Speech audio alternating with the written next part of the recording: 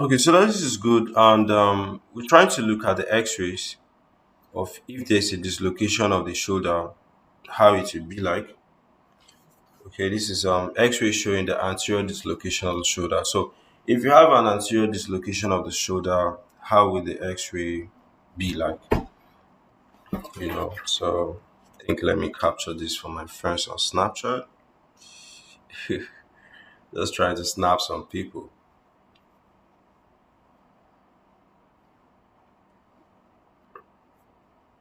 Okay, so if you have X-ray of the anterior dislocation of the shoulder, how will it look like? So this is a typical X-ray of the anterior dislocation of the shoulder. Okay, and we'll try to describe it so that at least if you are you find yourself in probably the hospital and you are offered an X-ray of the anterior dislocation of the shoulder, you can be able to properly identify it.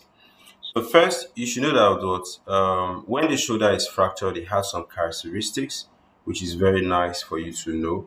So it's from these characteristics that you can now be able to diagnose. Okay.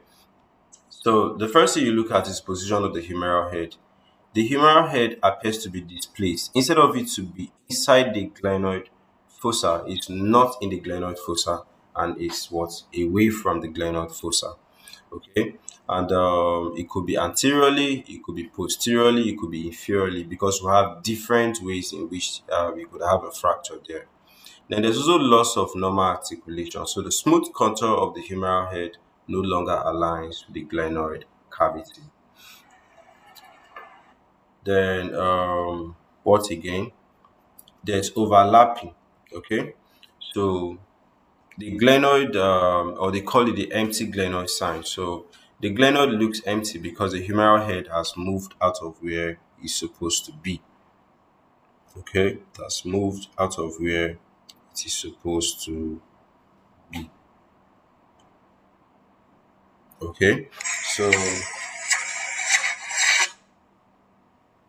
okay, Hill-Sachs lesion. So sometimes it's visible. You see a compressed fracture on the posterolateral aspect of the humeral head.